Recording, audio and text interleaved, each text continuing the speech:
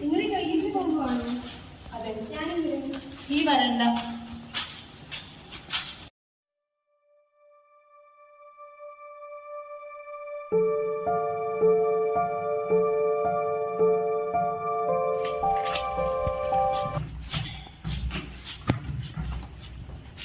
എടി നിന്നോട് ഞങ്ങളിവിടെ വരണ്ടെന്നല്ലേ പറഞ്ഞേ, പിന്നെ എന്തിനാ വന്നേ? എന്താ വന്നാൽ വരണ്ടെന്ന് പറഞ്ഞു, അതുകൊണ്ട് വരണ്ട. അസുഖം കുറിച്ചൊക്കെ നമ്മളറിഞ്ഞു. ബാത്റൂമിൽ പോകുന്നില്ല. ഇത് ഞങ്ങൾ യൂസ് ചെയ്യുന്ന ബാത്റൂമാണ്, ഇവിടെ പറ്റത്തില്ല. നീ വേണമെങ്കിൽ വേറെ ബാത്റൂം വാങ്ങിച്ചോ. നീ വാ.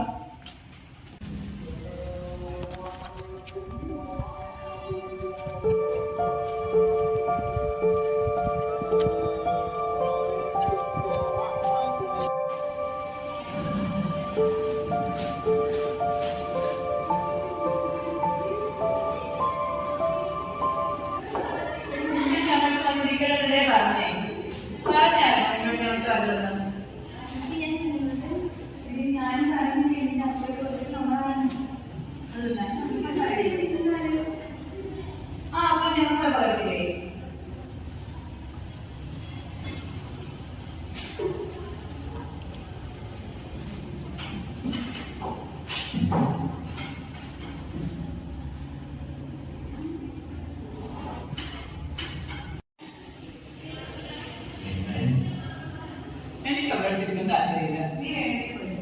നീ പോയി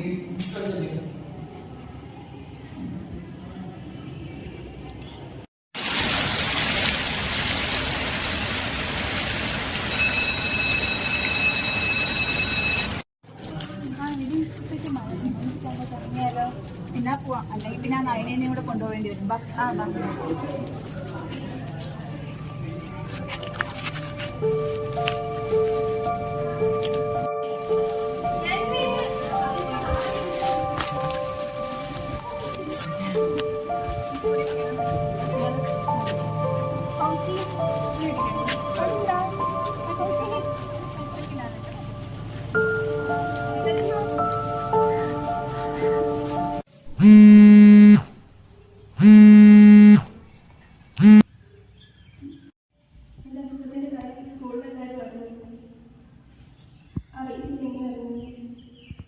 എന്നോടാരും വീട്ടിൽ പോലും ഇല്ല.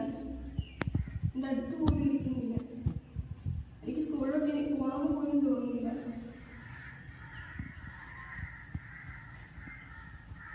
ഒരു പോയില്ല.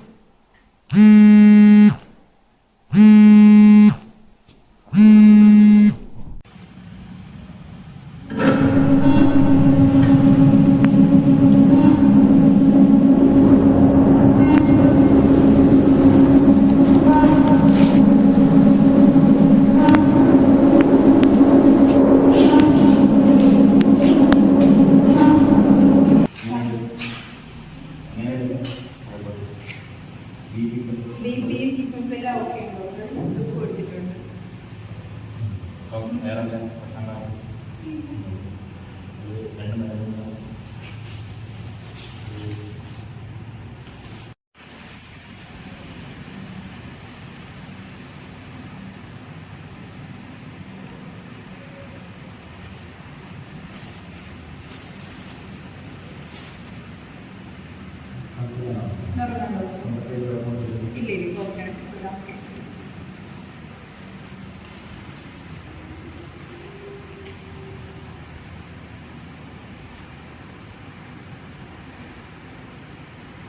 ചെറിയ കാലത്ത് നമ്മുടെ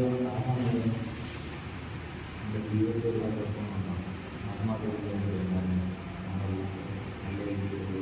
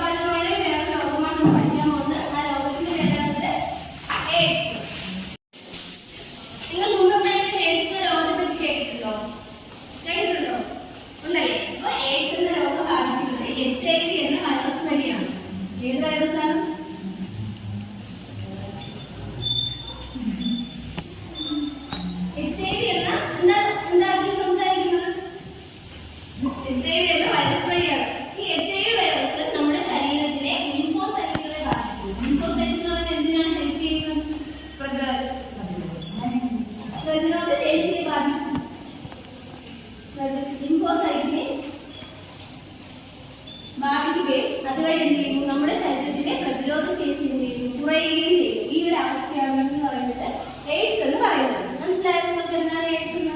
അപ്പൊ നമ്മൾ പറഞ്ഞു എയ്ഡ്സ് എന്ന് പറയുന്നത് ഒരു വൈറസ് ഉണ്ടാകുന്ന രോഗമാണ്, ഇതൊരു പകരുന്ന രോഗമാണെന്ന് നമ്മൾ പറഞ്ഞു. എങ്ങനെയാണ് നമുക്ക് എയ്ഡ്സ് എന്ന രോഗം പകരും? നിങ്ങൾക്ക് ആർക്കെങ്കിലും അറിയാമോ? അപ്പൊ എയ്ഡ്സ് എന്ന രോഗം പകരുന്നത് പ്രധാനമായും 4 മാർഗങ്ങളിലൂടെയാണ് എയ്ഡ്സ് എന്ന രോഗം പകരുന്നത്. ഒന്നാമത്തേന്ന് പറയുന്നത് എയ്ഡ്സ് ബാധിതമായ ഒരു വ്യക്തിയുമായി നമ്മൾ ലൈംഗിക ബന്ധത്തിൽ ഏർപ്പെടുകയാണെന്നുണ്ടെങ്കിൽ നമുക്ക് എന്ത് വരുന്നത്? എയ്ഡ്സ് പകരും. ഏത് വഴിയാണ് ഒന്നാമത്തെ പറഞ്ഞത്? ലൈംഗിക ബന്ധം. തൊടുതേനോട് പകരം ടീച്ചറെ നമുക്ക് നോക്കാം. അതായത് നമുക്ക് നോക്കാം. അടുത്തതായി പറയുന്നത് എയ്ഡ്സ് ബാധിതയായ അമ്മയിൽ നിന്ന് ഗർഭസ്ഥ ശിശുവിലേക്ക് പകരാം. അപ്പൊ എങ്ങനെയാണ് എയ്ഡ്സ് ബാധിതയായ അമ്മയിൽ നിന്ന് എന്തിലേക്ക് പകരും? ഗർഭസ്ഥ ശിശുവിലേക്ക്. അപ്പൊ ഗർഭിണിയിൽ നിന്ന് ആ കുഞ്ഞിലേക്ക് പകരും.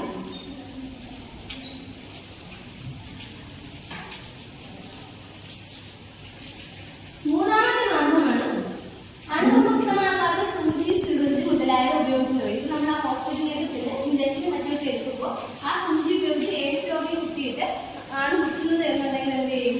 നമുക്ക് പകരും. അപ്പൊ ഏത് വഴിയാണ് അണുവിമുക്തമാകാത്ത സൂചി, സിറിഞ്ച്.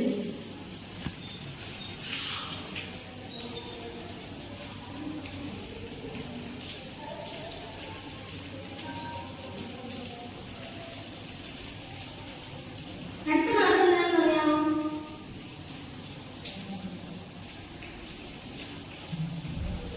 എയ്ഡ്സ് ബാധിതമായ വ്യക്തിയിൽ നിന്നുള്ള അവയവ കൈമാറ്റം. അത് നമുക്ക് എന്ത് ചെയ്യാം? എയ്ഡ്സ് പകരുന്നതിന് കാരണമാകും. ഏതാണ്? അവയവ കൈമാറ്റം.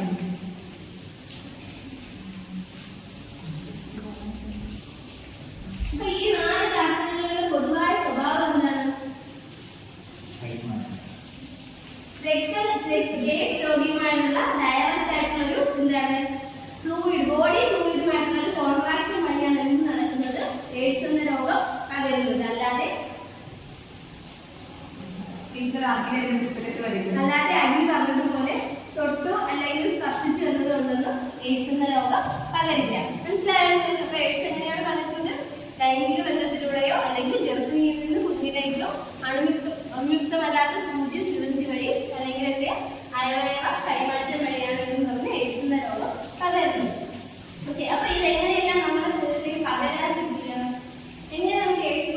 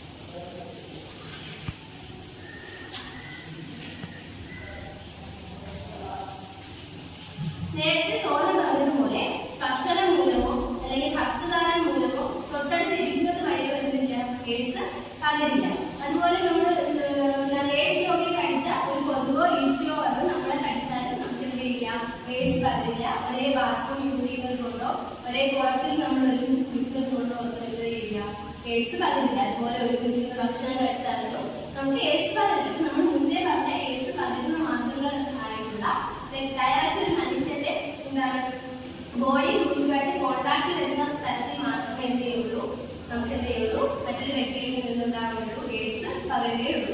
അപ്പൊ നിങ്ങൾ ഇതെല്ലാം നമുക്ക് നിങ്ങൾ എയ്ഡ്സ് രോഗിയെ അയക്കേണ്ട ആവശ്യമുണ്ടോ?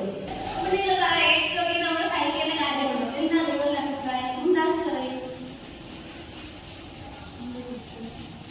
എന്താ സോനയുടെ അഭിപ്രായം? ഇല്ല അല്ലേ? അപ്പൊ നമുക്ക് തൊട്ടടുത്തിരുന്നാലോ ഒരുമിച്ചിരുന്ന് ആഹാരം കഴിച്ചാലോ അല്ലെങ്കിൽ ഒരുമിച്ചിരുന്ന് കളിക്കുകയോ മറ്റു കാര്യം പറയുകയോ ചെയ്താൽ എന്തില്ല, എയ്ഡ്സ് പകരില്ല. അപ്പൊ നിങ്ങൾക്ക് മനസ്സിലായോ? എല്ലാവരും നോട്ട് പഠിക്കണം. ഇന്ന് പഠിച്ചത് നോട്ട് എഴുതാം. എല്ലാവരും ഹെഡിങ് നോട്ട് എയ്ഡ്സ്.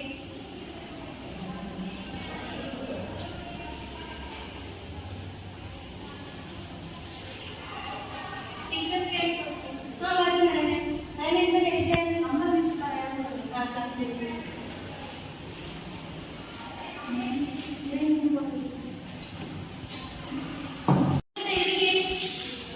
ലോകത്തെ ഭീതിയിലാക്കിയ രോഗമാണ് എയ്ഡ്സ്.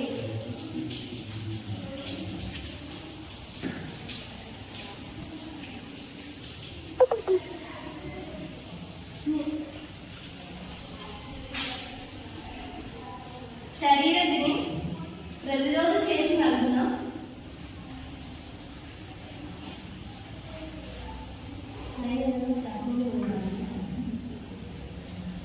ശരീരത്തിന് പ്രതിരോധ ശേഷി നൽകുന്ന ലിംഫോസൈറ്റുകളെയാണ്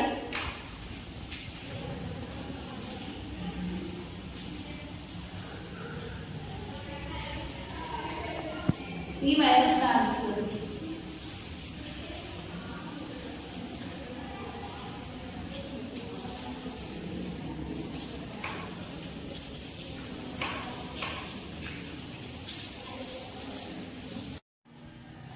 ടീച്ചർ എന്തിനാണ് അന്വേഷിച്ചത്? ഞാൻ എന്ത് അബദ്ധമാണ്